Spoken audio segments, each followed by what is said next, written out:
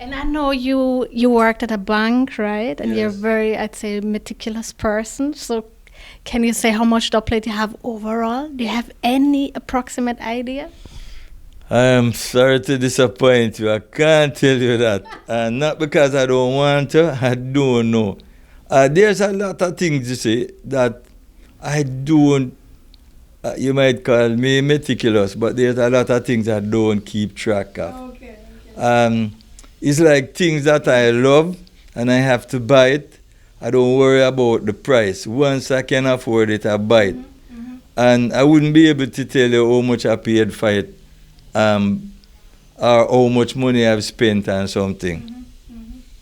But speaking of that, back in, you started 1969, so in the 70s, and also then later when you started the studio, was it hard out here to get the proper equipment, especially up to your quality expectations? Well, in the early years, most of my equipments, I got them overseas because it wasn't easy to get some of these equipment in the local stores. And where did you get your first dub machine? Actually, in New York. Do you still have it today? And do you still use it today? I still have that machine, and I'm sorry that it's not here for you to have a look on. But if anybody find any old video and look and see the dub machine, it's the same one, and it still works because I maintain it. Okay, I was just about to ask, are you a person that really, as you said, maintain, if you're in the dance and you hear, oh, this speaker is not working properly, would you sit down the next day and start working on it? Once I find a problem, I'm not going to rest until that problem is solved. We have one big problem now, but recently I found out that that problem is going away. A few years ago, the people from the US that used to supply us with blank dub plates, they had a fire and the whole factory was burnt down. So only people who had dub plate in storage could supply until their stock run out. And then, of course, dub plate is something with a lifespan. And if you store it away for a long time and it's not stored in the proper condition, it's gonna be spoiled by the time you're ready to use it. But recently I found somebody right here in Jamaica who is now making blank dub plate. So I think that is good news because we have a lot of people who still like to use the dub plate. And I personally like the sound from the dub plate. It's a warmer sound than you would get from a CD. Yeah. And plenty people playing sound system now, they don't have a clue of the sound that I'm talking about because all they're accustomed to doing is playing MP3 and a laptop. And you know what MP3 do to music files. It compresses it. And MP3 is not a professional format. It was made just for like consumer listening. And if you're running a sound system, this is something professional. So you shouldn't be playing MP3. You should be playing wave file. But then again, you have some people who they may listen to the wave file and listen to the MP3, and they might tell you that they hear no difference.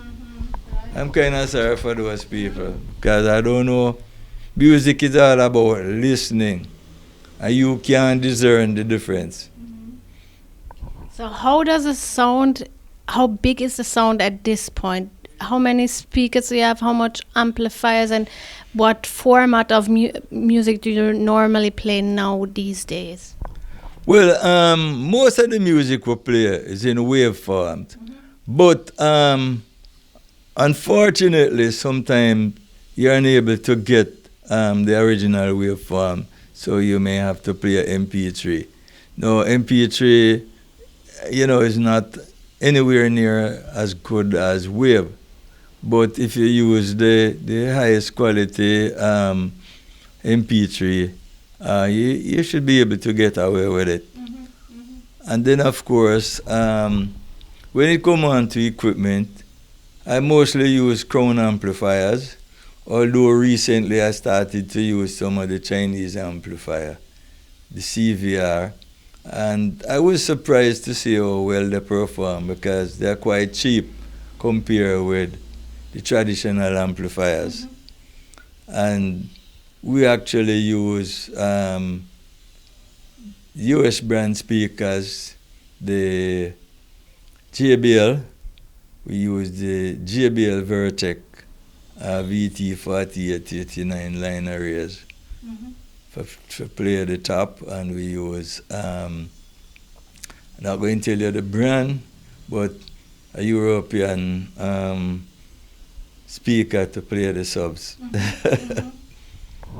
Why do you think that in Jamaica sound systems are still so omnipresent, are still operated, whereas in other countries people go to the club? The sound system culture is not a thing in most other countries. What is so special about sound systems in Jamaica? Well, sound system from the days where the originate sound system, it wasn't about playing in a club or in a building, you know. It was playing in open air. And we're accustomed to, I personally rather to listen to music in an open space rather than in a building. Now, a lot of these countries, especially countries that have winter, if they were only listening to music in open air, then they would have a problem when the cold season come. So they have the club that, you know, is suitable for this, and that is their lifestyle, and that's what they are used to. But playing in an enclosed building, especially a club setting, is usually much smaller than our big open space that we play. So you're definitely gonna need much bigger and powerful equipment to play in the open air. It's like, you know, even in Europe and the USA and the UK, you'd find that mostly in summertime they would have big events, sometime in parks or, you know, large areas where they can have stage shows, and they use enormous systems there. So even the people who are accustomed to going to clubs, they have a good idea what it's like to go to a big open air event. But as I mentioned earlier, because of the weather, they can't do that. We have summer 12 months a year in Jamaica. True. Right. So that's our thing. So, as I said, sound system culture is a crucial part of Jamaican music and Jamaican music history. And with that came the clashes. And we mentioned several clashes that were very significant for Jaro. Do you have specific clashes in mind where you would say, okay, this was a historic point in time for us as a sound system, whether that be against Rodigan or the rivalry against Addies? And why do you think that, especially this one against Addies, that is named as the greatest clash of all time, why do you think that is so? What was significant about that? Well, all right. I don't know if I can pick one particular one, but since you're talking about that one, then I'll respond. There was a big build-up around that dance with Killamanjaro and Addies.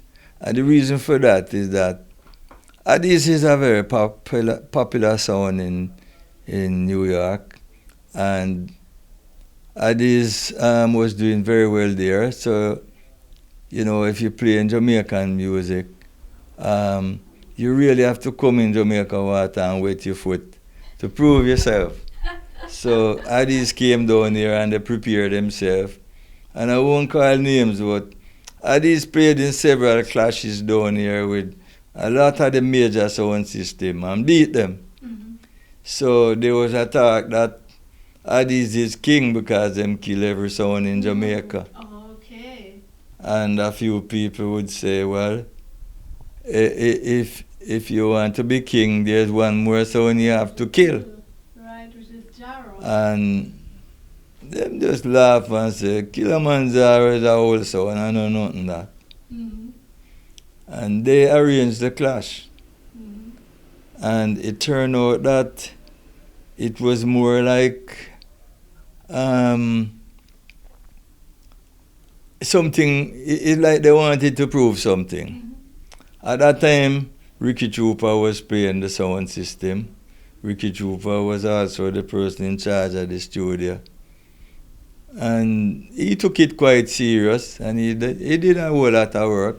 Mm-hmm. As a matter of fact, while he was preparing for the clash, he had a few disappointments Mm-hmm. because he made arrangements with certain artists to voice dub, and the artist started,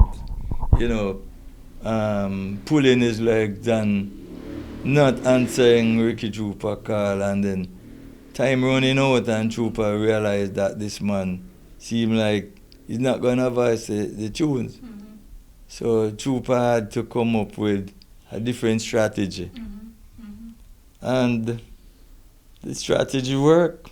The rest of it is history. Yeah.